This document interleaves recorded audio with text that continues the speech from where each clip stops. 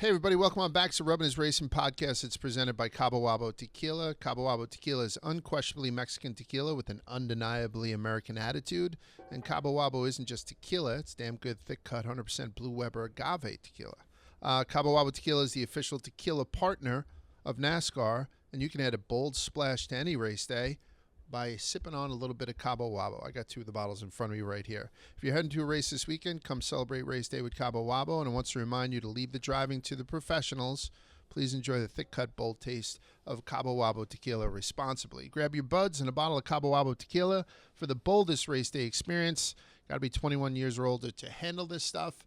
And please drink it responsibly. Alrighty, boys, welcome on back. 10 races to go in the regular season. This is how I'm going to start this podcast. Who's officially in panic mode?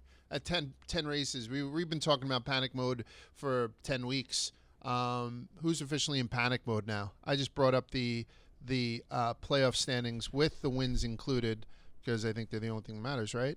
And I see on the other side of the cut line some very familiar faces, but I mean, it's got to be the same people. Kyle Busch, Joey Logano, Chase Briscoe, Michael McDowell, and then it kind of gets a little bit thinner after that. And then, you know, conversely, we have people who are kind of hanging on here with Chris Buescher and Bubba Wallace, who are to the plus side. Out of that group of people, I would think that'd be the most interesting. Who's the most worried? Who's in panic mode? Who needs to get a sticker at this point in the season with 10 races to go? I think it's Joey, and I think it's Kyle Busch.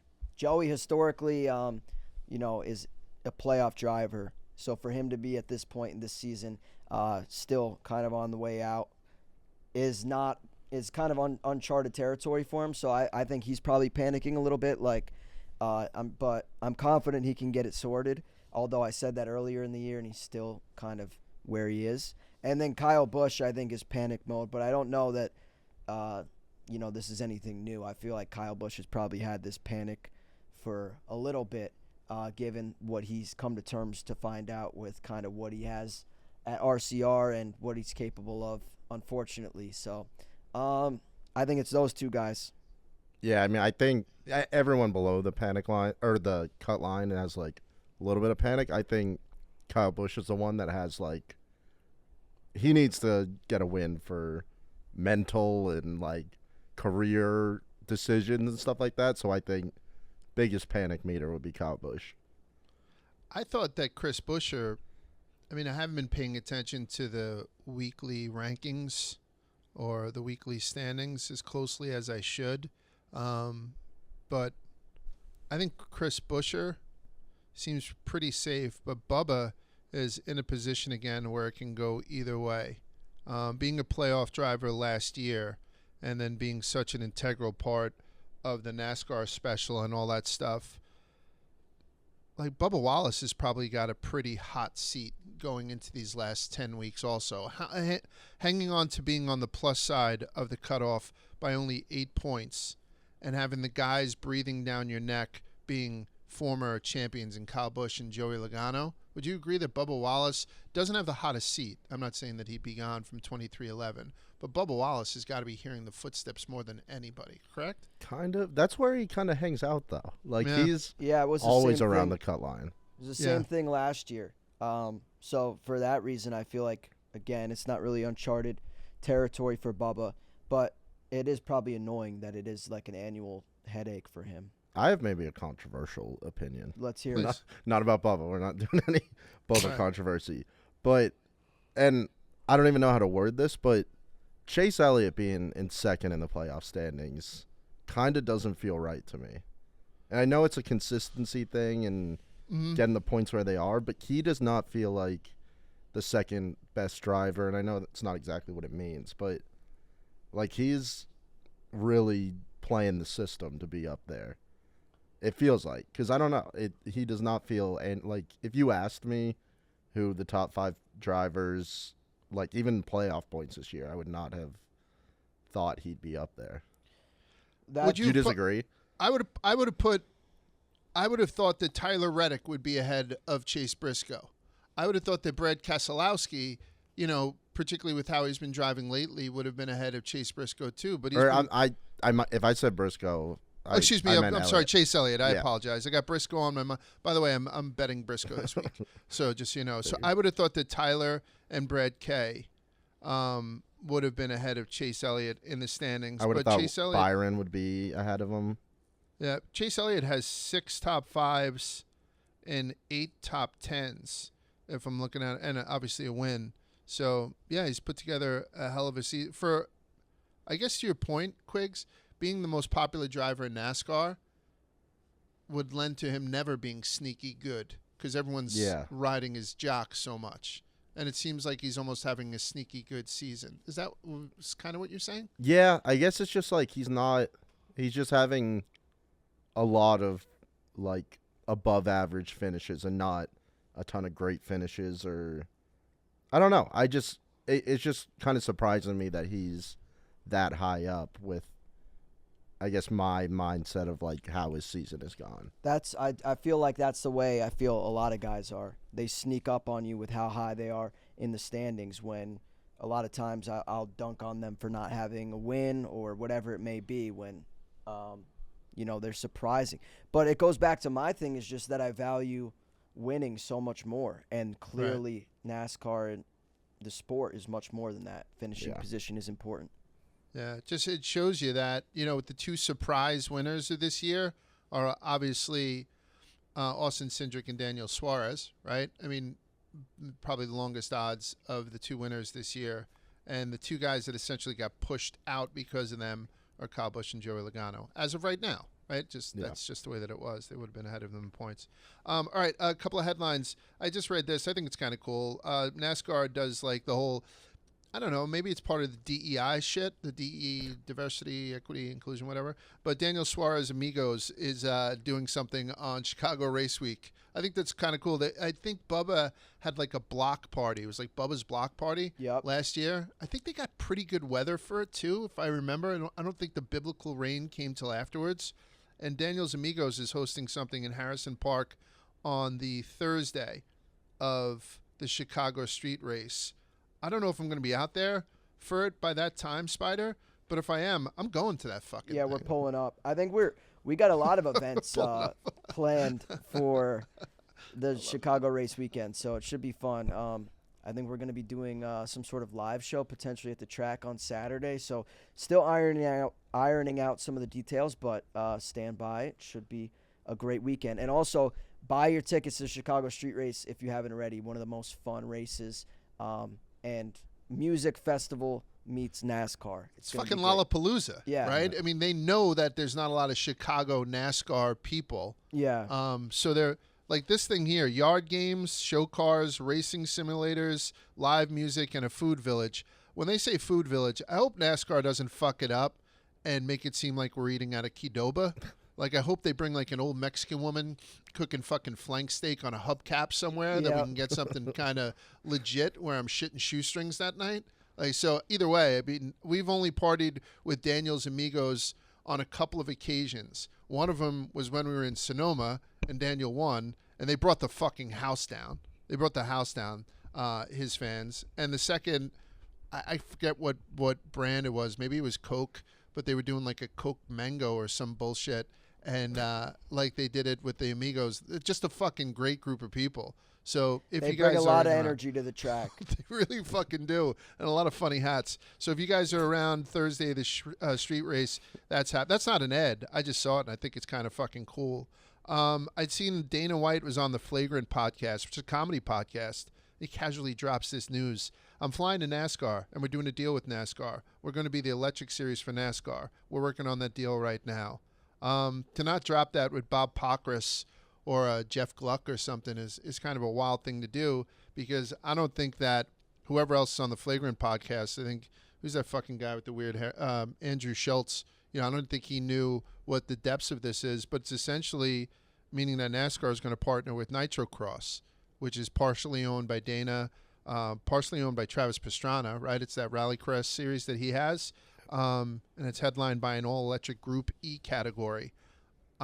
People lost their minds with this because people automatically, ignorantly think like I do with this Shane Van Giesenberg thing, that he's coming to take over for NASCAR, which I do as a comedy relief. But people are like, oh, that's it. You know, pit stops now, they're going to be swapping out batteries, not filling up gas tanks and shit. But, I mean, unless you guys see this differently and you can explain it to me. I think that'd be sick, what you just said. Switching Swapping out out batteries batteries? sounds kind of cool.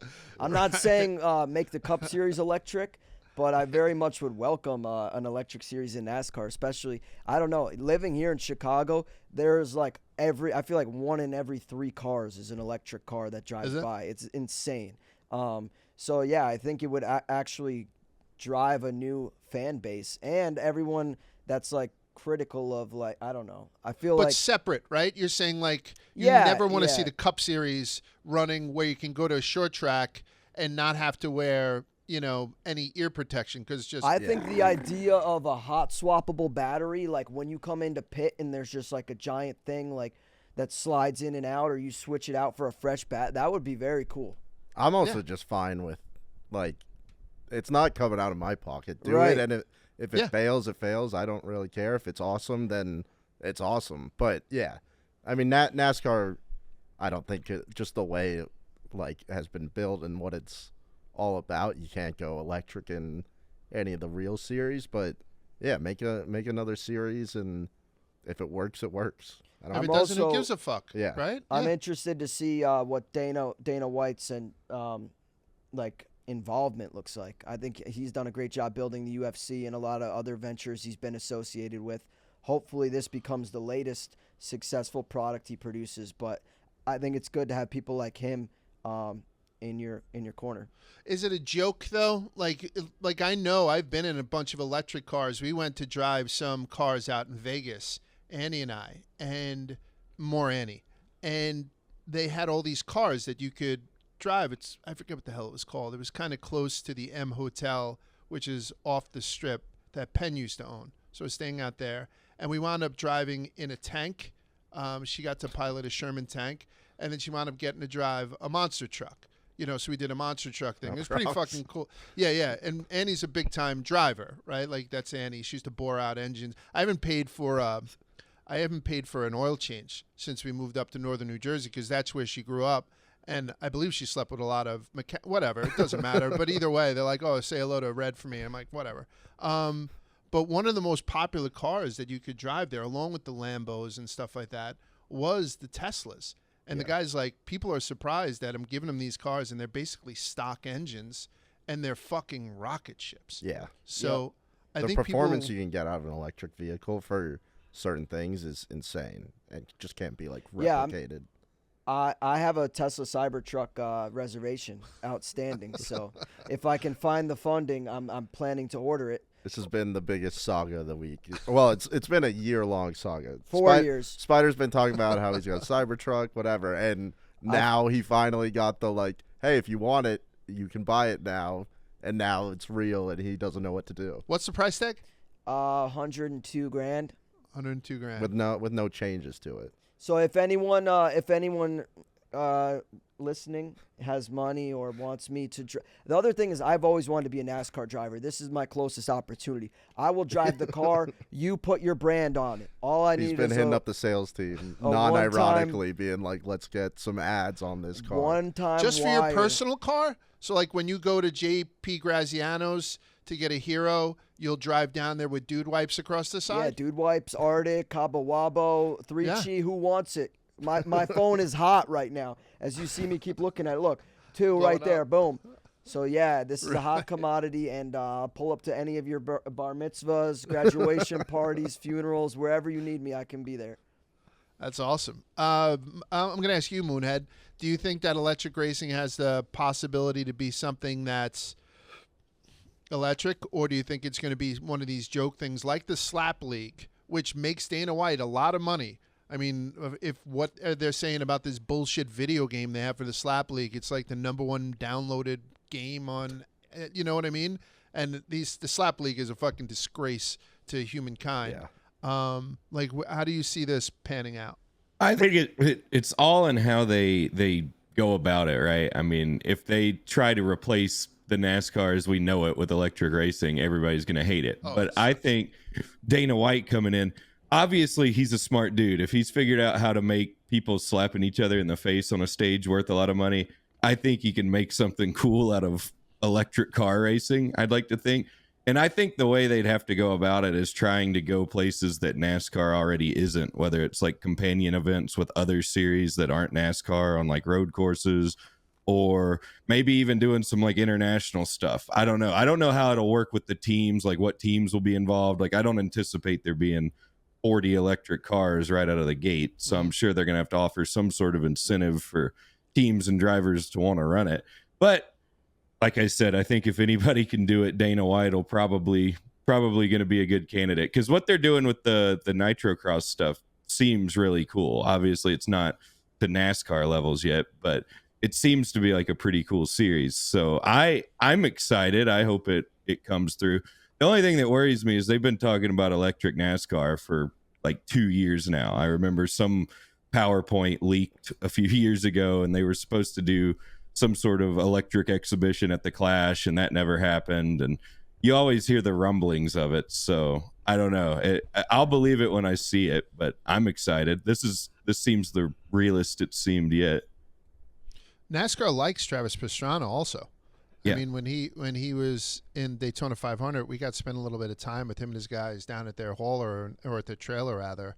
So I don't know. Maybe you have a Travis Pastrana pulling double duty and running the EV250 in the morning, then hopping on a chopper and running Talladega that night. Like that would, I mean, there's a bunch of like cool little things that could happen from this without it taking over the Cup Series or any of the major series in NASCAR, which we want running on, fuel that the drivers aren't able to figure out how to make it through a fucking race with 2 weeks in a row, which we'll get into a little bit with Martin. There's also a little bit of an aspect which, like, it's probably more for like Formula E, but sometimes they're okay with like not being super profitable because they do like some of this stuff for research and development to like make advances in electric cars, and they do a lot of that in like Formula One, Formula E. So I don't know, it could be that's a angle for it, just like the manufacturers trying to push some limits of electric cars. Yeah. Do we know how it would work like indoors? I'm not smart enough to know if it's dangerous. That's what somebody said. I like that idea. Somebody's like, we'll see indoor racing. And again, yeah, that'd be cool. That'd be fucking awesome. Yeah. Like, and separately, like it'd just be an awesome separate type thing that we'd get to see. I just find that it's, four idiots, us, talking about it on this podcast, which is one of the most popular podcasts in the world, if you ask me. And it gets dropped on the Flagrant podcast. Like, you know what I'm saying? Like, I would have blew Dana to do it on Rubbin. I also think maybe it brings in a new opportunity for new manufacturers. I'm not saying that with any like credibility or anything, but potentially it could be a good entry point for new car companies to say, hey, I want to be a part of this. So I think it's a great idea. And as Travis said, between Pastrana and Dana White, you got two great guys behind you. Dana White owns a company that runs an Elon Musk EV race car with a Donald Trump paint scheme. Holy shit. That would make fucking Quiggs' head blow up. Yeah. Right? Like he would be like, holy, this is too much conservative around here. Last thing I'm going to say, so it's our final week with Fox. We bid them a fond farewell. A lot of people are happy with this. Bob Pockris had put out something saying how it's the most professional crew that he works with and how much of a pleasure it is, which obviously Bob would say. And then we move on to NBC. I didn't realize, maybe everyone else realized, a lot of that has to do with the NFL scheduling, right? Because Fox has all-day programming on Sunday, whereas NBC just has Sunday Night Football. So like they can kind of wedge that in and move it over to USA, as opposed to Fox basically being fucked every Sunday in football season. But either way, farewell to Fox. I think we sufficiently shit on their coverage last week, and we're going to do it again this week too. Particularly with the Chastain Bush, kind of getting together and us having to watch it on the Rubbin' Is Racing social channels more so than on the Fox broadcast. And that's a shout out to Rubbin' Is Racing social channels. So like and subscribe or whatever the fuck you do. Somebody had sent me a DM, which I kind of loved. His name was John, but without an H. So I'm assuming his full name is Jonathan. Fellas, I finally went to my first Cup race earlier this year, and you were right. It was awesome. We had pit passes and grandstand seats, and it was probably the most fun I ever had at a live event. I'll read that again. This guy is probably a full-grown adult. I looked at his avatar, and he looks to be in his late 30s, early 40s. The most fun he's ever had at a live sporting event. That's a testament to what we've been trying to say to get your ass to a fucking race. My question is, how do you match that experience watching it on TV? That's a good fucking question. Because we say, like I had said casually, how I can't watch hockey on TV. I only watch hockey live. It's a much better experience. And NASCAR is a fantastic experience when you're watching it live, but totally different. Particularly grandstand versus suites, suites versus being down in the pits versus, you know what I mean? Like being able to see replays and whatnot. If you have Wi-Fi there and you're able to watch it on your phone, like every experience is a little bit different. So there is no real apples to apples comparison. But what do you guys think? What do you guys think that if we get somebody hooked, somebody says, you know what, fuck it, I'm going to go to Martinsville and have a hot dog with Spider. Then they really like the race, and then they start watching it every week on TV, and they're trying to get the most out of that experience. I have a couple of opinions on this. What do you guys think was the best to watch TV? Like to watch NASCAR on TV? I mean, I don't want to say. I mean, if you got them hooked. Go. I think gambling on the yes, 100%. Yeah, Gambling no, responsibly. Gambling Gambling responsibly. Which is horrible to say after you said we got them hooked on watching NASCAR. Now, what's the next best thing? Yeah. To be honest, if you can't go to a race and you're watching on TV, it really is fun to either play on daily fantasy contests where you're picking 6 drivers, or trying to pick the outright on DraftKings Sportsbook. So shameless plug. To me, that's my answer. Or you wait until like a Sonoma comes around where to me that track and that race is better to be watched on TV than in person. As beautiful and iconic as the racetrack there it is, it's hard from a fixed perspective seeing all the action and the excitement from that track. I think it's a perfect answer. I know we have to put the disclaimers to bet responsibly and all that stuff, and that's an obvious one. And we're not whales here. Maybe physically I am, but it's not, like we do bet responsibly. And don't ever follow our picks. I went 2 or 3 this week. I was going to mention that right at the start of the show, but I'm glad I jammed it in right there now. But otherwise, we're just having some fun with it, and we're making our picks, nearly a week before the fucking race goes off. But I think that's perfect example. I've never had as much fun gambling on a sport as I do gambling on NASCAR. Right. Because the fucking lines, there's a guy who bet on boxing for most of his life. It's fucking tough. It's tough to find value. They never hit, but I always seem to find value every week when I look at the NASCAR lines. And you have a lot of empirical evidence from qualifying and practice and stuff like that you can actually be an informed gambler in NASCAR easier than reading injury reports and fucking weather reports from the NFL, I think. Yeah. So I think it's a perfect answer. Quiggs, you got anything that'll make it better for this guy other than Spider's degenerate answer? Yeah. I think Moonhead will probably agree with this. Just being like half watching the race, half on Twitter. Yeah. For one, like the amount of like information you get, just if you're following Parishes and Gluck and all the accounts that like would give you sound bites that they're not showing on the TV, just some like good information, and then like also just all the memes and jokes that come out of it. It's a good way to get a lot more entertainment value than just what they're showing you. So I think that would be my suggestion. Moon? Yeah, 100%. Just follow the Rubbin is Racing Twitter and make experience way better. Some races are better on TV. Some are better at the track. I mean, it's just about picking your spots. But as a first-time race fan, the beauty of it is just seeing from whatever perspective you can and learning about the tracks. I don't know. I tape the races because a lot of times my Sundays aren't my own with 3 kids, and I find that's kind of cool as long as I can block out. Like, I don't get the social experience because I have to block, unless I'm watching it live, because I have to block out your results and whatnot. And that's cool, too, because you can shoot through a lot of stuff that you otherwise, you hit that skip 30 seconds, and it's still, Larson is 10 seconds ahead and still in clean air, and there's not a lot going on behind it, if you wanted to shorten the experience for yourself. But the only other thing I'll say, as a newbie, if you think I'm new to NASCAR, my family is even newer.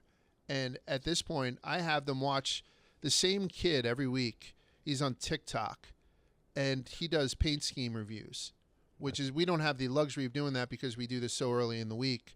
He does paint scheme reviews, and it's helped because, like, this week, if somebody said, "Oh, is that Kyle Busch?" and like, no, it's Chase Elliott's running the black 9, the black Napa thing.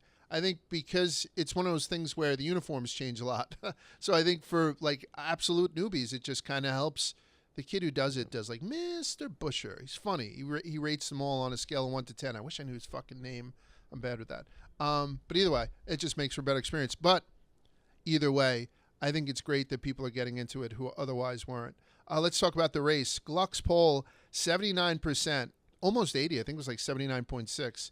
Said it was a good race. You guys agree with that? 79% is an overwhelming majority saying that it was a good race. I agree with it. How do you guys feel about it? Yeah, How do you feel about the race in general? I agree. I thought it was exciting. I was happy with it. I think, like I said, some races are great to watch on TV, Sonoma being one of them. And this kind of had excitement throughout. We had Denny Hamlin blowing up on lap 3, and then late battle for the lead, and then exciting winner. I thought Larson was a pretty exciting winner. I was happy to see that.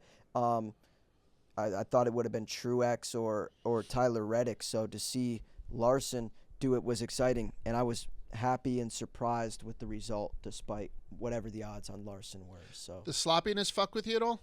Like the 8 cautions, 22 yellow flag laps doesn't seem like a lot, but they're long fucking yellow flag laps. It did suck the first half of the race because I think Reddick and whoever else was up front there, they almost made it to the end of stage 2 without coming down pit road once, if I'm not mistaken, which was just insane. I'm not going to sit here and pretend like I know how that breaks down the strategy and changes the race, but it did feel like we kind of got robbed a little bit of green flag racing, which is exciting at a track like Sonoma. But all throughout, I was very highly entertained. Yeah, I thought it was good. I do think if you compare this poll to the last poll, I think it's a little unfair. Like last week, I just thought was very underrated, which we talked about. But no, it was good. If you like cautions, it was really good. But hey, for like restarts, yeah. What did you think, Moon? All in all, I thought overall it was good. It was a little sloppy there for a while, but honestly, I mean, Sonoma hasn't been crazy exciting the last few years as it is. So having that little bit of chaos mixed in, I think was pretty good. And then the end was, I thought, really exciting watching Larson try to catch Busher and Busher trying to hold him off on old tires. And then it looked like Truex was going to have a shot, and then he ran out of fuel. So Yeah. I don't know. I think there was a little bit of everything. You had the strategy and green run at the end, and then you had the chaos there in the middle. And the Josh Berry wreck was hilarious to me. That was awesome. Just watching that live, I couldn't believe my eyes. So I'm always down for a little bit of chaos. So I thought that I've said a couple of times that my favorite experience going to a NASCAR race was Sonoma. And the worst race that I've ever watched live was also Sonoma, just because I'm such a wino. And so I was so pleasantly surprised with how this was. And then most people had said this might have been the finest race they've ever seen run on that on that track. So, yeah, kudos. They got it done. Give me quick thumbs up and thumbs down. The girl who played the guitar for the national anthem, I thought she was fucking terrible. Oh, yeah, me and Moonhead, so that's split fucking thing. I mean, honestly, Jimi Hendrix did a great job with it, and this girl was not Jimi Hendrix, and I thought it fucking kind of fell flat. The Impractical Joker, I don't know the gentleman's name. I've never seen the show except for clips. Did the Start Your Engines command. Thumbs up, thumbs down. I fucking hate the Impractical You hate the Same Impractical place, Joker? same I fucker. hate them. Yeah, I think it's a fake show. Undeservingly so, but I hate them. I think it's a fake show. I'm And changing my vote. I'm going down. That's a Fuck take those for another guys. time. I swayed but- you. I mean, they're literally network TV stars on cable, and you're telling me they can walk into a mall and no one knows who they are, It's and all they set have up. and they have 47 seasons. Yeah, I'll save it, buddy. I respect whoever can get enjoyment by that elementary level of humor, but it ain't for me or Quigs. It sounds. They bought some advertising space on the wall. Like it did say Impractical Jokers on one of the walls on the Sonoma course. And then there's a meme going around saying that the Practical Jokers were saying, all right, now blow up Denny Hamlin. Like there's a bunch of stuff that could be made from it.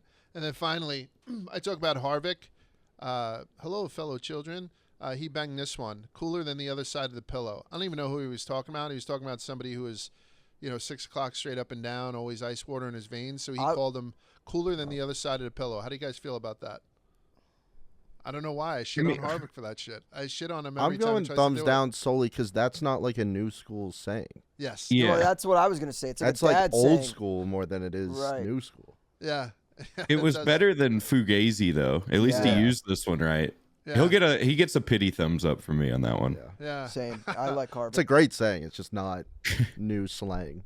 What do we give Harvick for this season? So I right, thought so he did well. his watch is over, right, for this season. I mean, so we'll go on a Spidey Scoops, A through F. Spidey, what do you give Harvick? I would give him an A, a flat A. I think he did about as I would say he exceeded my expectations. I'm not sure what I expected, but he has a unique perspective with obviously who he is to NASCAR, a former driver that's recently retired, but recently enough to have experience wheeling the cars they're still wheeling and race on a lot of the same tracks that they're racing on. And you tie in all of his, management experience and ties like in the garage and his business ventures. He's a very exciting person to want to hear from week after week. I really enjoyed his coverage this year, and I thought he was a great addition to the booth.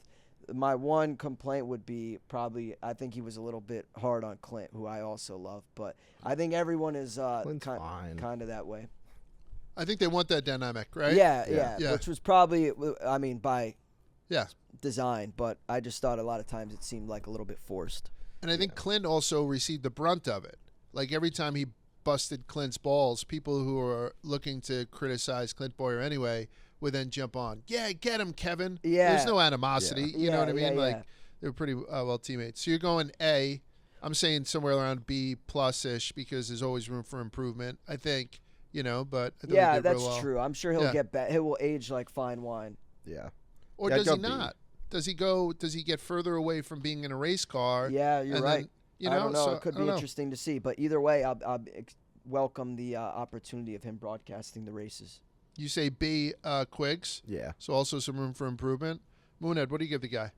I'd give him a B. Mainly just, I think, on an excitement front. I think sometimes he can kind of get a little dry, but he makes up with that with, I guess, really valuable info. Yeah. But I think if he can kind of find his voice a little bit from an exciting standpoint, I think there were times this year where there were really wild things happening on track, and maybe Mike and Clint were up on the mic and excited, and Harvick was just kind of there being like, oh, you got a side draft here or something. It's like, Yeah. come on, yell, show us some excitement. Yeah. There's crazy stuff happening here. Denny Hamlin had a tough week. His engine blew up in lap 2. It's his second did not finish of the season, DNF for the finish.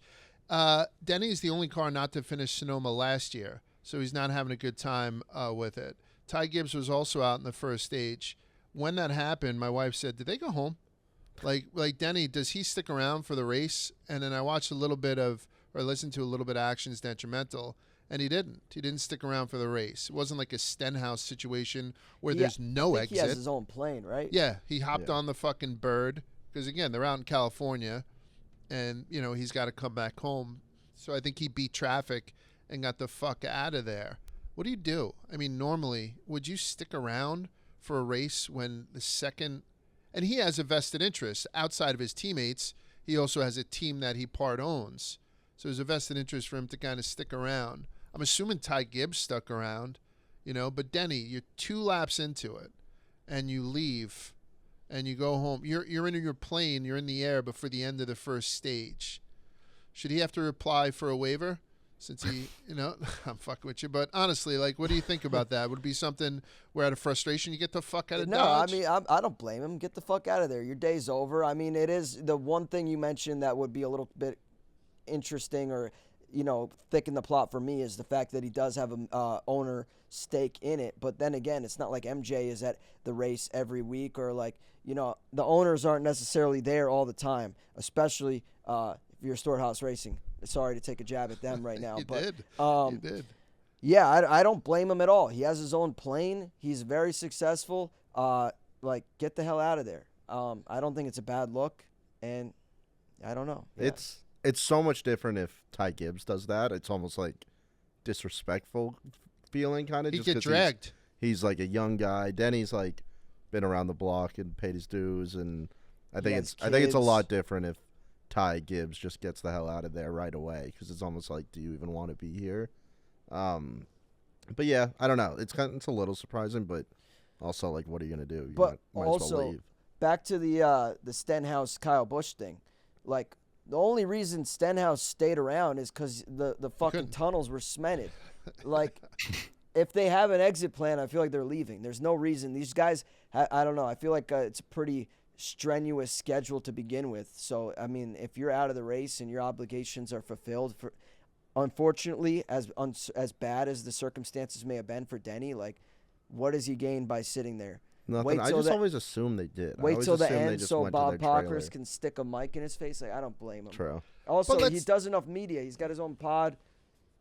I'm sure he commented on it after. Sorry, I keep interrupting you like that. No, not at all. But one of his drivers was, like, he had 2 drivers finish in the top 20, right? I mean, one of his drivers was one of the favorites to win in Tyler Reddick, who, top 10 finish. I think he finished 8th. And then Bubba could still be driving. Who the fuck knows? I think he finished 20th. But, if one of those guys makes it to, winner's lane, doesn't Denny kind of have to be there? I don't know.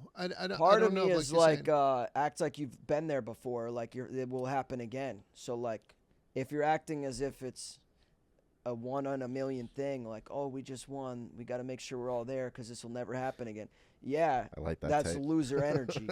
Denny's it's probably loser energy to show up in the winner's circle. Denny's probably.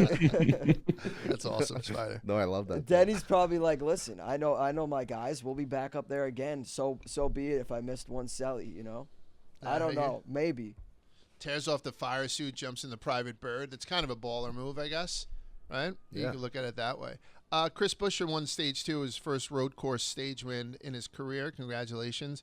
And then Kyle Larson's 3rd win of the year, 2nd at Sonoma, 26th career win. Kyle Larson now went from not being in the playoffs because NASCAR took him off the board. We never mentioned that last week, but before the waiver was granted, NASCAR took him off their website in the official playoff standings. They had him as dead last because he didn't have the waiver. So he went from not being in the playoffs, technically, to being the regular season point leader and the playoff point leader in the span of 6 days. So Kyle Larson is still very good. Larson made his final pit stop later than most, so he came back on track with more than 8 seconds off the lead, but on fresher tires, and was able to get the lead with 8 laps remaining. Plus, it helped that Truex was running second on the final lap and ran out of gas, finished 27th. Kyle Larson, the best fucking driver in the world. I mean, when you saw him on fresh tires and kind of hunting everyone down, every time you looked at him, because, again, Fox didn't do a good enough job, I don't think, following him going through the traffic. Every time you looked at him, he was gaining a second. Every time they would kind of put Kyle Larson up, he'd gain a second every time. Is he the best fucking driver in the world? Or is that... I mean, I know he's if you look on DraftKings NASCAR Cup Series futures, he's the shortest odds. So it seems like that's what everyone's saying. Is he the best driver in the fucking world? I think so. I mean, he's proven himself. He can pretty much drive any kind of track, any kind of car. And, yeah, I don't know. Seemingly there's no challenge that's too large for Kyle Larson. Even he won a championship after not having as many reps as the rest of the field. He came in and won it. So I think he's the best. I think he is just based off how many other drivers say he is.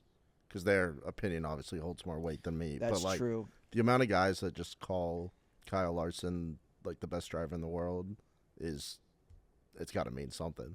Right. I mean, they were throwing around the idea of all these supercar guys coming over here, which, I don't agree with, that sending a NASCAR Cup guy over to race in the Supercar Series next year. And they had mentioned that one guy in particular was possibly looking into it. And then when they mentioned Kyle, everyone just thought it was Kyle. But it's Kyle Busch, right? Now, who I think would probably do very well in that series, perhaps, as well. But everyone just assumes that Kyle Larson can kind of do everything and do it extremely well. So I don't know. Maybe we're going to look back on this and just know that we're in a generation of watching NASCAR where we're seeing a generational driver. I don't know what the comp is for people who've been watching it for a long time. Is he one of the best drivers you ever watch in your fucking life, Moonhead? I mean, as a guy who's been watching it since you're in diapers, Is it like historically, can you put it into perspective that he's not really as good as some of the guys that you've seen come before him, or he's just as good but no better than, somebody else? I think what sets him apart is just the variety, because there's not a lot of that, not a lot of guys these days doing like some of the guys like Tony Stewart or like even an AJ Foyt back in the day, who would just run anything and everything they could and do good at it. And I've seen Larson, honestly probably get in vehicles he shouldn't have run that great in and run good in, whether it's in dirt or really anything. So I definitely think, I don't think he's overhyped. Now, I do think sometimes NASCAR fans get stuck in their bubble and they equate NASCAR's success to him being the greatest ever. I don't think he's going to go, I never thought he'd go to the Indy 500 and dominate the Indy 500, but I definitely thought he'd have a chance.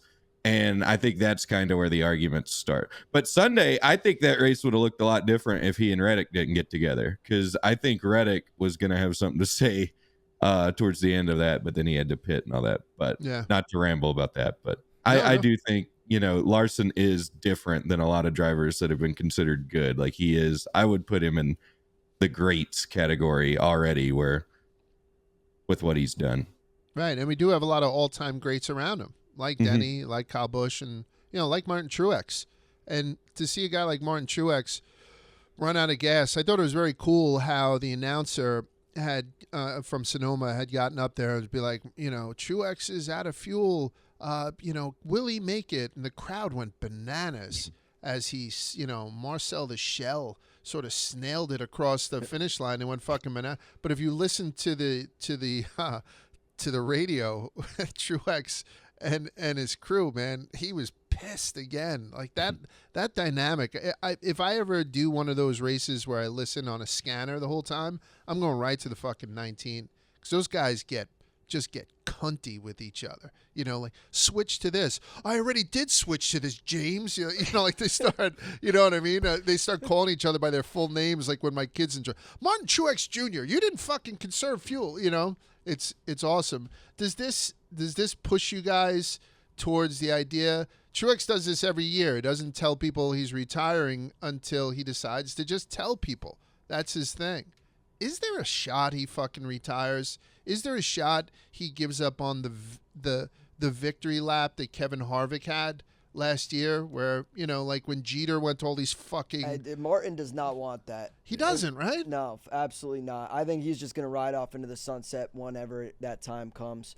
But for some reason, I am feeling like it could be this year. Maybe it's because there's so many free agents with the closure of Stewart-Haas Racing now, and like the silly season carousel seems like it's going to be extra exciting this year. So I don't know. I don't have any intel one way or the other, but I do get the feeling that he is kind of leaning towards there being a change.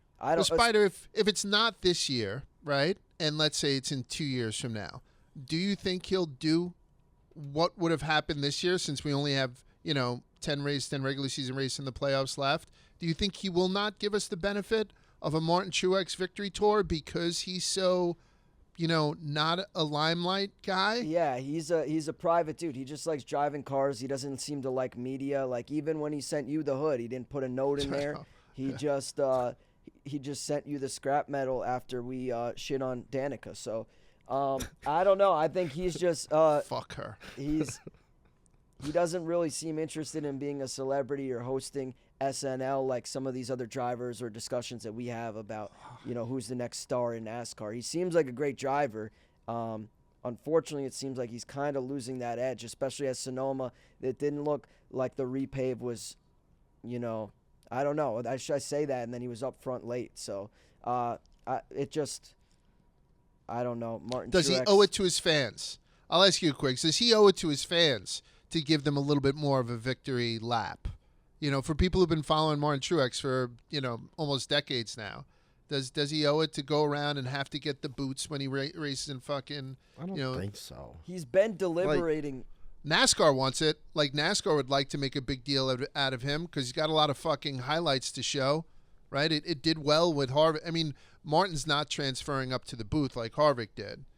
He's just going to go fish. But Does he kind of owe it to us? I don't think so. I mean, does anybody owe? That's philosophical. Does anybody owe anybody anything? Yeah. But other than no, God. I just feel like he's just gonna do it in the off season. He's gonna finish the season, and then mid off season he's gonna be like, do I want to keep doing this, or do I like this off season feeling of not having a race? That. I don't think he can wait till the offseason. Yeah, I think Joe Gibbs is banging down his door saying, hey, if you're shit or get off the pot type thing, if they're going to replace him, they need to know ASAP before the dust starts settling. That is Josh Berry, that is Chase Briscoe, that is Noah Gragson. There's a lot of free agents right now that need to shore up their jobs, and I think that the only person that is owed an answer, it's not the fans, it's Joe Gibbs himself is if they need to replace him, it's on Martin to tell them in a timely manner, hey, I'm out of here. I think that I would feel robbed not seeing Martin have to accept uncomfortably, a fucking gift certificate for a lifetime lobster rolls in Loudon, New Hampshire. You know what I mean? Be like, thanks, guys. I'll never be back here. I want to see that uncomfortable. I like the squirminess of it. So I'm kind of hoping he gives us a little bit more. When do you think would be the last time? How late into the season can? I think it's gonna. It's got to be before the playoffs. I mean, there's too many people out there that want to jump in that seat, or that might be perfect in that seat, particularly this year with this silly season being the silliest.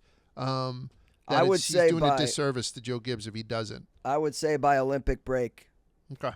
If he doesn't have his mind made up by those 2 off weeks, then we. Then what? What? They're gonna get rid of him? No. Well, honestly, maybe. What is your then Maybe. What happens if he doesn't tell them? I'm sure Joe Gibbs is hurts his legacy.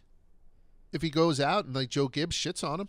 Well, I mean, it seemed like Kyle Busch and Joe Gibbs kind of fell apart in the relationship, which was seemingly good the whole time, ended on bad terms. I would hate to see that end with Martin too. I just don't know if there'll be a situation where it's Truex himself doesn't really know, and Joe Gibbs is cutting him to make sure he gets Chase Briscoe instead of I think that a Truex who isn't totally ready to decide. Okay. I just don't see that scenario playing. I can see. But I don't know. You are right. There is a business side of there needs to be decisions. I mean, you started the conversation. Does anyone owe anyone anything? Right. Which kind of sets the existential tone of how you're thinking about it, and I don't agree with that either, right? Because I owe everything to my Lord and Savior. Yeah. Right. Jesus Christ. Jesus Christ. Moon, what do you think? You think he just walks away, or you think he gives us a little bit of a shot? I think Gibbs and all them will know way before we do, because I don't think Truex wants all that attention. I don't think he wants them painting his name on the walls and in the grass. I don't think he wants the corny gifts. Remember when they gave Gordon ponies? Texas literally brought 2 live horses. But I will take your word for it. Into the media center. It was oh, you're retiring. Here's some horses, and they gave this guy horses. And I don't think Truex wants to deal with the headache. Oh, but that would be so great. Watching MTJ with that fucking smile, what the fuck am I going to do with horses? But I have to be oh, thank you, Appaloosas, whatever the shit it is. So. Yeah, I don't think he wants to deal with it, especially not with how he's on kind of a winless streak here, and things aren't going well, or going great, I guess, on a luck front. So I think he wants to be quiet and have everybody forget about him. Tell you what, he's number 3rd in points, right? I mean, number 3 in points. So people. He doesn't have the win. I totally get that. 4 top 5s and 7 top 10s. Obviously not accounting to everyone who has won a race.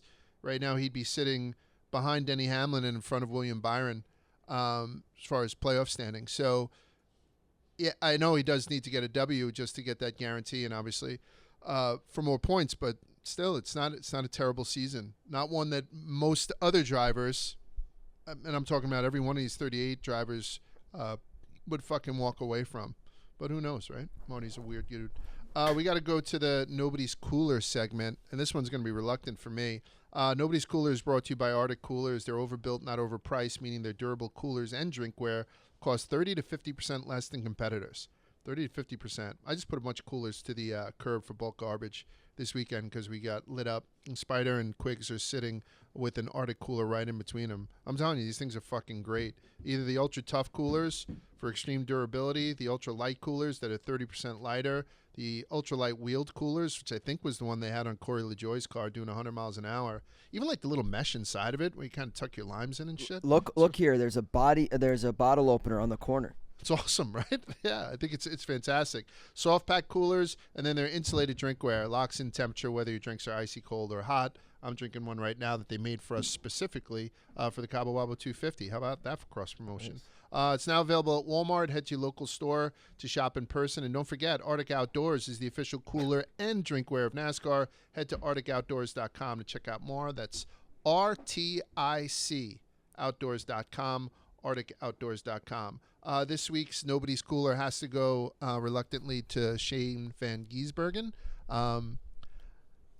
Frenchie can drive, like that type of shit. I mean, the fucking guy is just tearing it up. You guys know how I feel about him. I think there's all these other storylines that are happening that are absolutely fascinating, particularly him versus Austin Hill.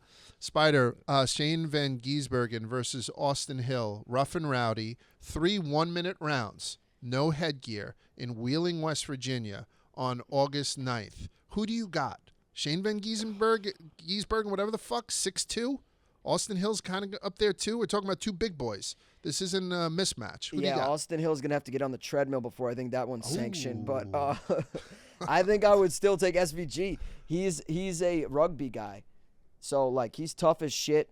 And also, I don't know. I know you are not his biggest fan. I'm a massive SVG fan. To see him do a whole lap, like drifting like that after in celebration, and then as Austin Hill's flicking him off just to blow by him, I thought it was awesome. Chef's kiss after he won, back-to-back winner. He's a road ringer, and he's proven himself in the Xfinity. I'm looking forward to seeing him move up, and that leads me to I think Zane is the odd man out at Trackhouse probably. Does he have to win an oval before he moves? I mean, I know he doesn't have to, but wouldn't you like to see him win an oval? Yes and no. I think he's even had promising results at non-oval tracks. I can't remember off the top, but if memory serves me, he had pretty good finish at Daytona, which is I know that's kind of an anomaly oval given that it's a plate track, but he has run pretty good and had pretty solid top finishes on ovals this year outside of Daytona, if I'm not mistaken. So I've been pretty impressed all throughout. We kind of knew that that would take some time, so I don't know. When you type in just Shane Gillis still comes up first, which I'm happy about. But otherwise, it is what it is. I'll ask you, Moonhead, the watermelon smashing, hitting a piñata, or kicking a rugby ball into the stands. Rank them. The rugby ball takes Marry, fuck, kill. most. Marry, fuck, Okay. kill. Piñata, rugby ball, Ooh. watermelon smash. Marry, fuck, kills. Quigs, you're next. Spider, you're after that. Yeah. I think it's going to be really similar, but go ahead. Marry, fuck, kill, watermelon, piñata, rugby ball celebrations. Okay, I would probably kill the watermelon just because that takes no skill. Like, we're just throwing a watermelon down on the ground. The piñata has a party vibe, so I'd fuck the piñata. And then the rugby ball takes skill. I mean, you could really make yourself look like an idiot if you don't kick that thing right and it just drops in front of you. Or what if you hit the camera guy in the nuts? Then you look bad. So the fact that he does that successfully, I'd marry the rugby ball because there's some longevity there. Okay. Guys? I'm going marry the watermelon. I think it's sick. You love the watermelon. Yeah, I think, and you smash it and it's like pink and green. I love the watermelon. That was the stupidest way to describe it. But No, I it hear was like ya. a baby describing it. Very weird show so far. Does anyone owe anybody anything? Yeah. And the watermelon is like pink and green. Yeah, I got into the Kyle Kush gummies before this. Yeah. Shout out 3G. And then I'll fuck the piñata. Would you? Yeah. But the piñata isn't one way you can make it into, like I was saying, I'd fuck a piñata too because I'd make it look like my wife, obviously. You know what I mean? But before my wife, I'd make it look like, somebody else. Maybe make it look like Daniel Suarez, just fucking take a run at him. Yeah. But you have to do the old school Mexican piñata. It looks like a weird horse. Yeah, it's fitting. Okay. And then kill the rugby ball. It's too new to. I don't know. There's no colors and spillage out of any of the other items. So Spider, marry, fuck, kill, watermelon, pinata, or rugby ball. I'm going to say fuck the pinata. No. Kill the pinata. Kill the pinata. Kill Yes. the pinata. I like it, but I don't know. To me, it's like it's not. It's the worst of the three. There's nothing wrong with it. It's the worst of the three. Mm-hmm. I would say I don't know. I'm just gonna rank them. I don't know the fuck Hail Mary Nah, shit. dude, you got to do fuck Hail Mary. No, right now you're killing a pinata, which I'm fine with.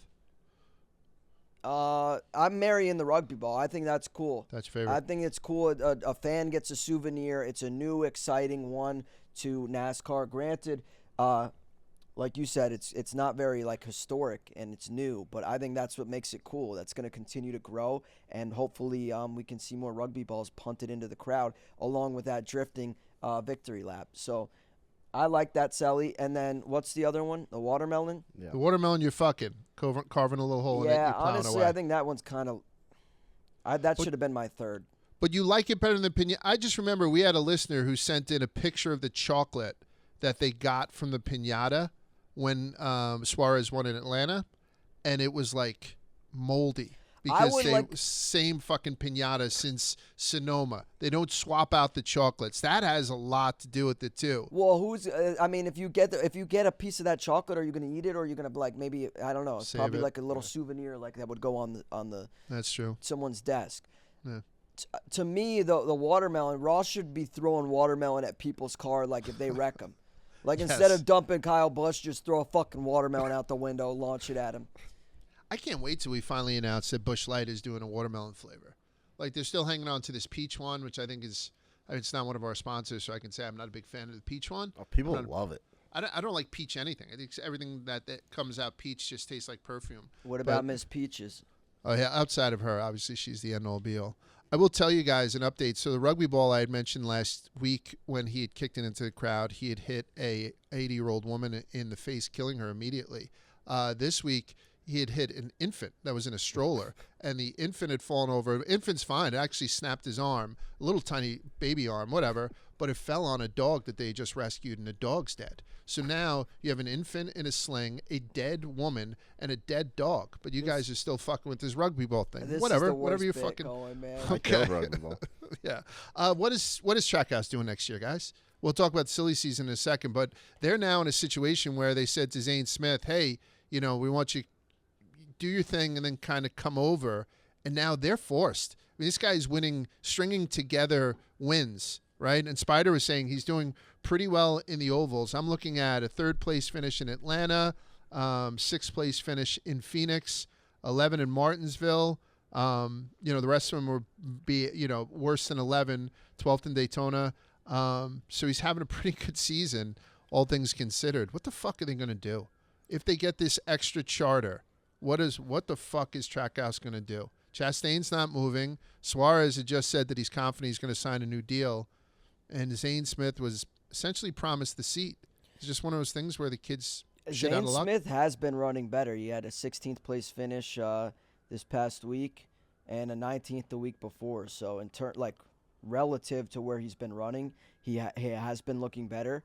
But I mean, in those last 2 weeks where he's been looking better, what has happened on the Xfinity level? I know. SVG has won both races. And I think, joking or not, Large, as much as you said that they're setting up the Xfinity schedule to help him out, going back-to-back road courses, I think that actually is a massive help. He's got momentum, and now he's got all of this chatter and noise about SVG finally making the highly anticipated jump to Cup next year. And the timeline, and given his success and everything, seemingly checks out. So I think it would be SVG's. It'd be Shane's ride to lose as of right now. And I don't know what would. I mean, I think Zane would have to really show out the rest of the year for that not to be the case.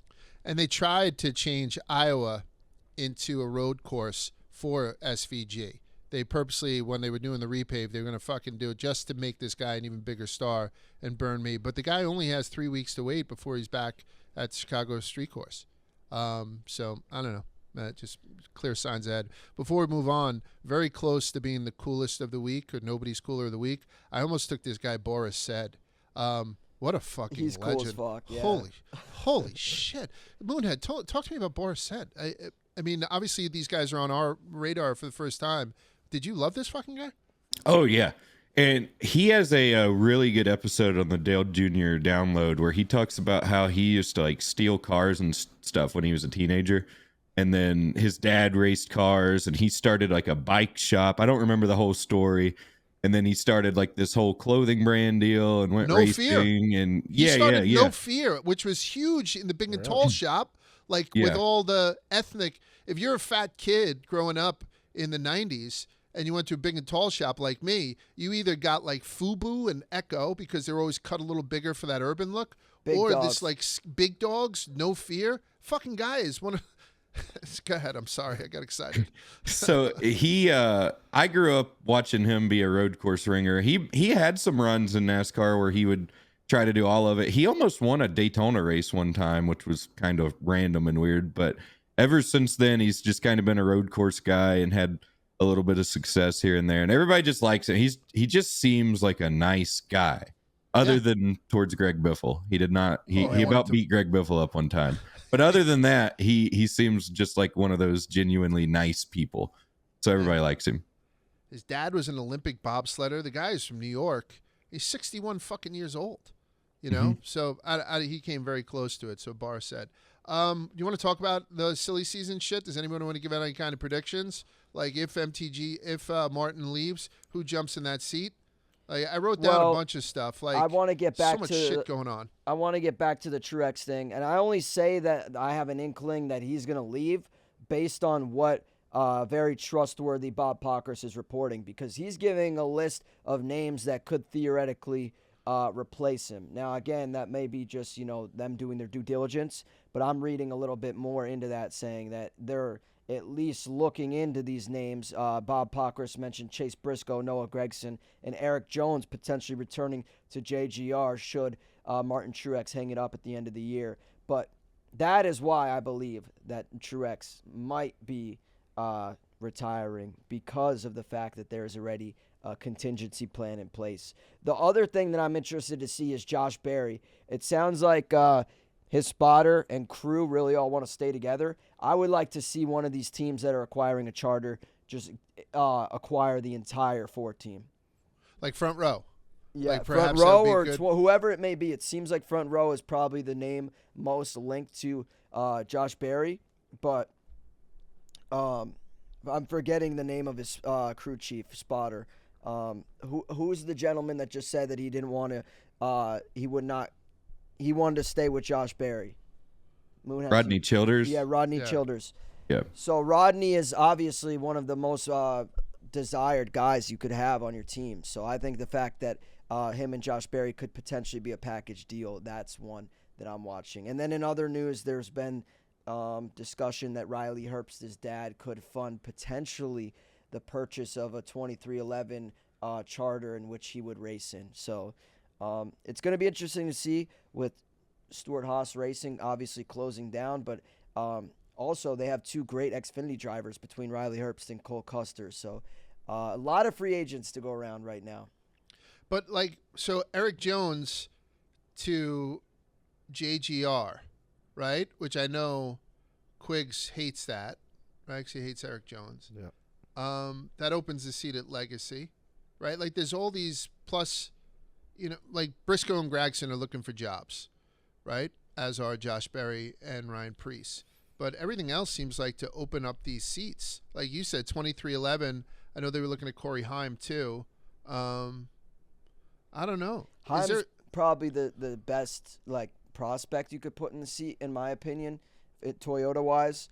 But I mean, if Riley Herbst is going to come with a jumbo check, I don't know how you could turn that down, especially when you got to pay for the charter.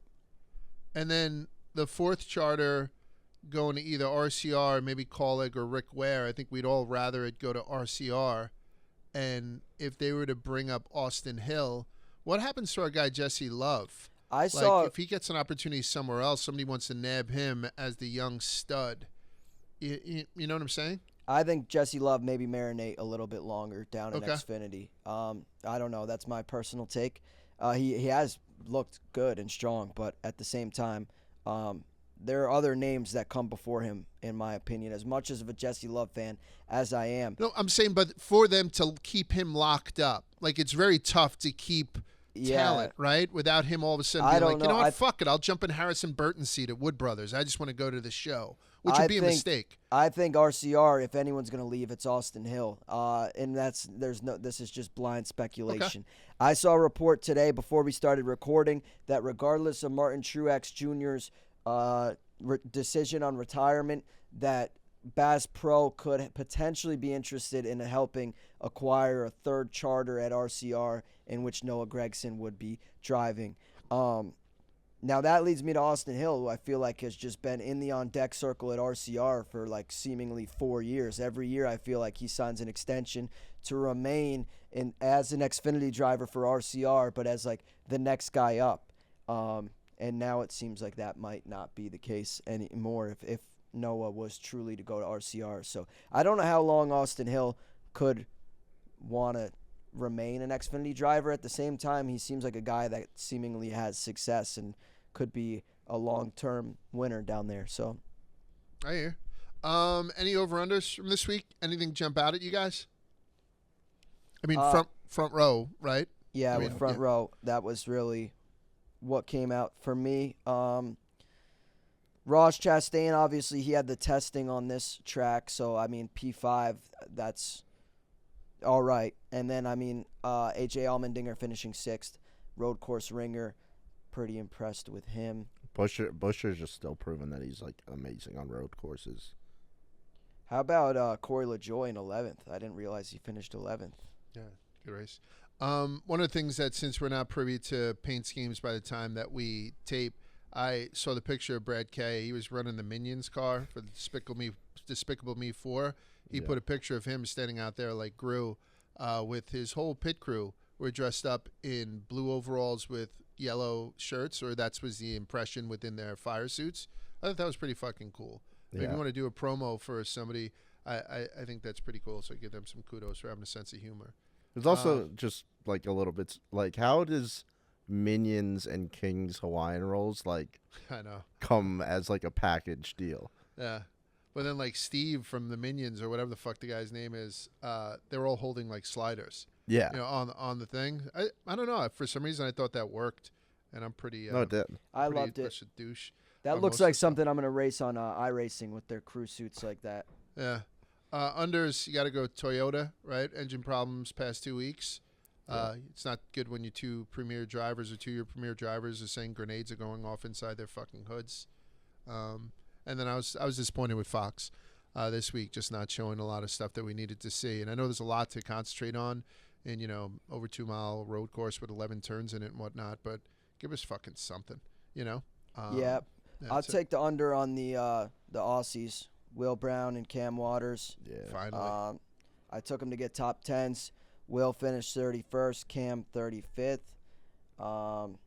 Kind of sucked ass, and I have high expectations for these guys anytime they come all the way over from Toowoomba, Australia, following what SVG did here in Chicago. And I know he's not Australian, but I have high expectations for any of the hired road ringer international guys that come over, and they kind of sucked. So. Yeah. I agree. Fuck those guys. Let's preview what's going on this week out in Iowa. But first, NASCAR wants to remind you it's coming back to Chicago in a couple of weeks. 2 full days of racing and nonstop entertainment. 4th of July weekend, NASCAR racing through downtown Chicago in the iconic Grant Park. Entertainment-filled weekend with your favorite artists featuring Keith Urban, the Chainsmokers, the Black Keys, and Lauren Elena. And the 2024 Chicago Street Race will be the most talked about event of the summer. And we just mentioned at the top of the show that Daniel's Amigos is going to be partying like it's fucking end of the world on Thursday night. NASCAR is back in Chicago for 4th of July weekend. Purchase Barstool's $99 special ticket offer for general admission on Sunday. So we've gotten together with NASCAR and we're doing a little ticket deal. So for $99, you check the website and you'll get to see all the details. But pick up the $99 special ticket offer for Barstool Sports and NASCAR for the Chicago Street Race. But more importantly, we're going back to Iowa this weekend. Iowa Corn 350 powered by ethanol. Sunday, the 16th of June at 7 p.m. Eastern Time. So night race on USA. A .875 mile oval with 45 minutes outside of Des Moines, where Trucks and Xfinity ran from 2009 to 2019. Never hosted a cup race, and this one's going to be interesting because it's only a partial repave. Nobody knows what the fuck's going to go on. Like, people who haven't raced here in years don't know, how it's going to be now that they're back. And then with the partial repave, nobody has any fucking idea. So it's really anybody's race to win. I don't think I'm gonna hang around the favorites when we go to the Picking the Tires segment. So what they have now, we're going to go to Iowa, and everyone's pretty fucking happy about it. It's got some history to it. All the drivers seem to be excited, and they have a good taste in their mouth about Iowa in general. So there's 4 others that are in consideration that I think are kind of comps to Iowa. We'll still do the Mexico thing. We'll still do the Montreal thing. I think it's going to be awesome. Maybe even go overseas. Fuck, I'll race around Mount Fuji if you want. But out of Nashville, the Chicagoland Speedway, Rockingham, and Bowman Gray. Which would you guys think? That's a little bit of a construction that's going on as I'm taping. No big deal.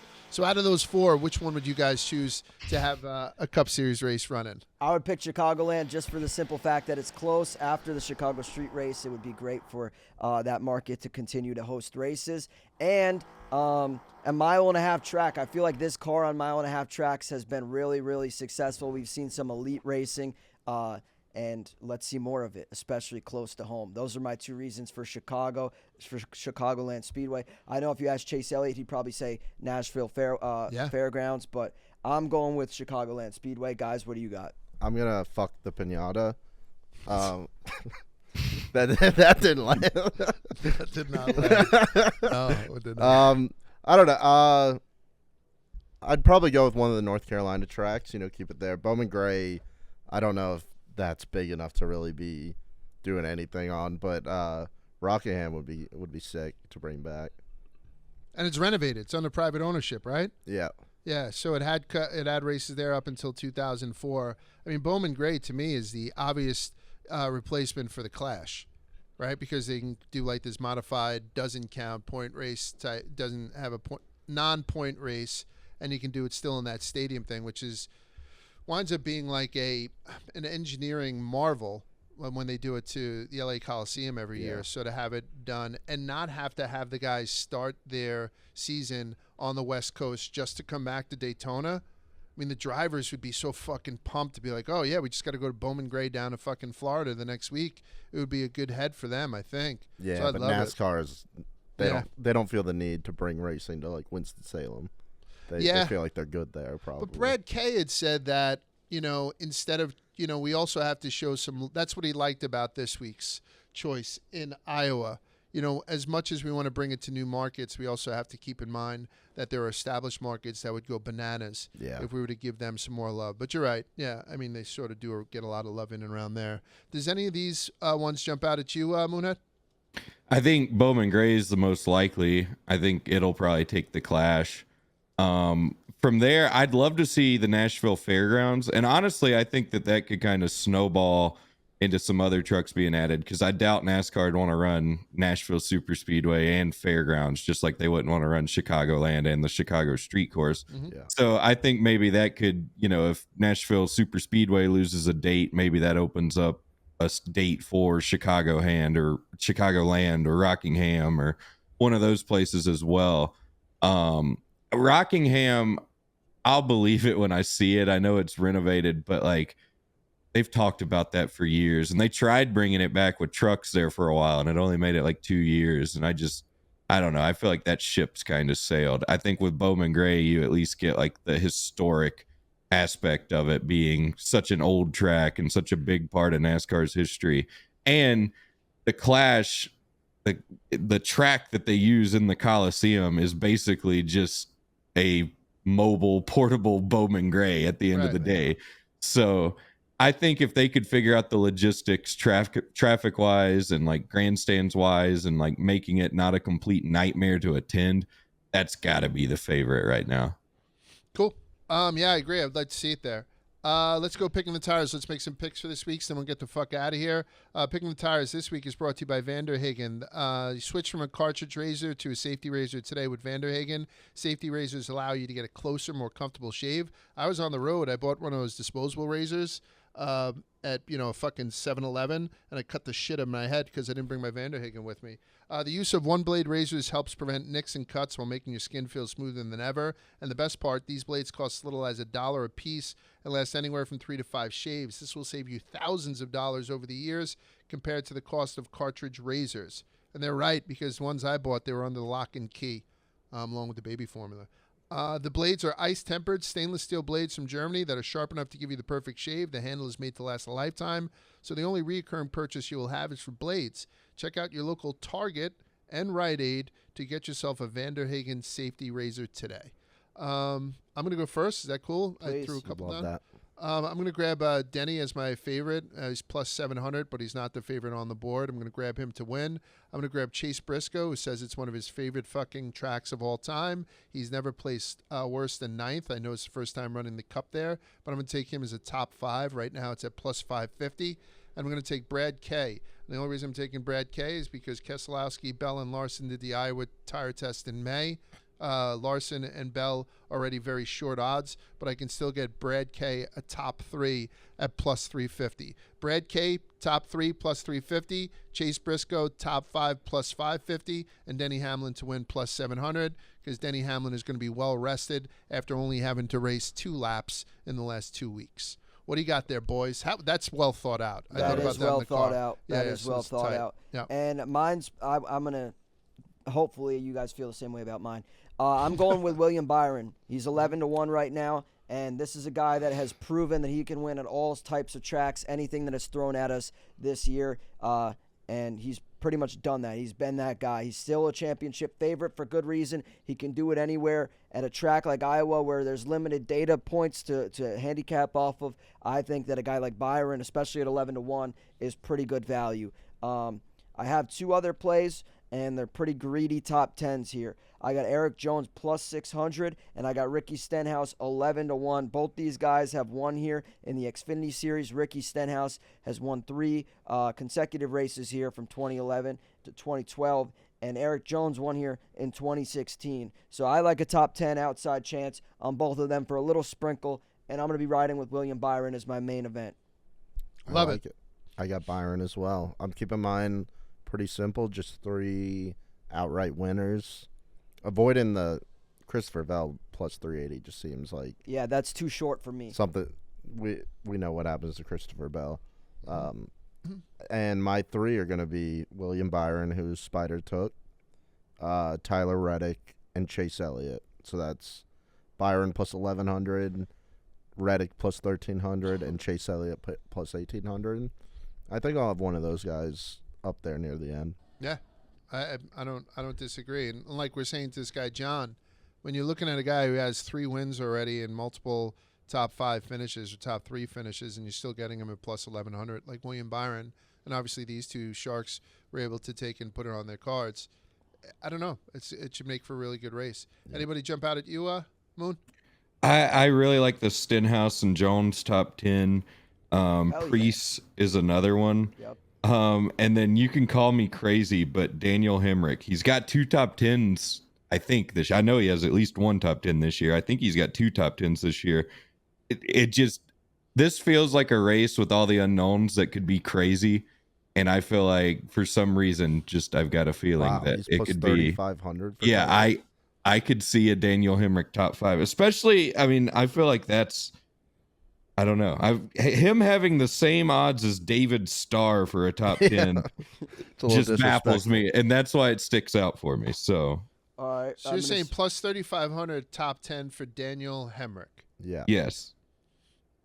Just added it. Yeah, Matt, Spider, you took who?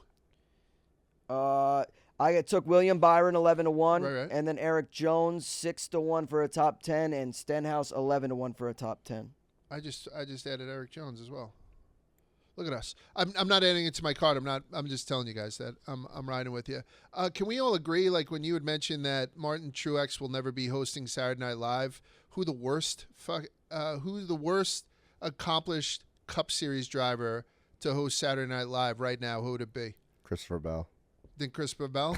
Wait, That's not a bad you said answer. worse accomplished? Who would be the worst, like, accomplished driver? Like, you don't have to be like, well, like, meaning their personality sucks or their actual resume is the worst? they're good Like, who would drivers. Like bomb, somebody that Saturday Night Live. I don't think Saturday Night Live is going to necessarily say, "Hey, next week's I think it would host be, is Kaz Grala." But like, let's say it it's one of these guys probably who are would be good. Truex. For his guy that's as household of a name as Martin Truex, who would be as like least interested. I couldn't think of someone. Everyone else, like a lot of those guys, when you put them on the Xfinity broadcast, they seem excited to do it. Like even Austin Cindric, who I don't think is necessarily like an exciting personality, he does a pretty good job in the booth. So I think it would have to take someone that's completely out on media like Truex. I'm kind of looking at Byron. Like when you guys are jumping on him, I was I a don't little know bit how he thinking would of do.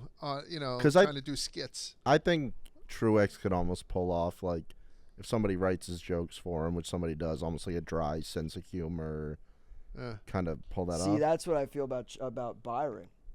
You know, you think? Yeah. I think Bell would just be like What pretty an bad at idiot! it. What an idiotic topic to bring up to close the show. I apologize on behalf of myself only. Anything else we need to mention? Anything else we need to pump up before we go? Follow us on social media. I think otherwise, that's it. Get your Moonhead, tickets do you need to. anything? No, No, nothing you need to pump up. Moon car or anything like that? I mean, yeah, there's Moon Car. Watch it. Yeah. Hey, what is your moon car schedule for this week? I just got my iRacing setup back going, and I'm gonna try to partake in moon car. So I go out of town Wednesdays, so tonight's really it. But All usually it's Monday, Tuesday, and Thursdays for sure. So Okay, What about great. those T-shirts? When are those coming out? hopefully in the next couple of weeks. You teased that like a So what year the ago, fuck? and I it never know. dropped, right? Or It did never they drop? dropped. Because I They saw know them, I was like, I'm gonna get those. Yeah, I never dropped them last year. I waited because it was kind of a headache to do. But now I'm like, okay, I need to do it. So. Oh yeah. Yeah, you can promote that shit on here, Moonhead, if you want. Oh, okay. It doesn't Well, matter I didn't us. want to be rude. I didn't want to come, No, absolutely. But I said, Argent. you have anything? He's like, nah. But I race on Mondays, Tuesdays, Thursdays, and I'm dropping a fucking T-shirt. Keep us up, asshole. Alrighty, guys. Thanks very much for listening again to Rubbin is Racing, and enjoy Iowa, and we'll see you guys next week. Peace.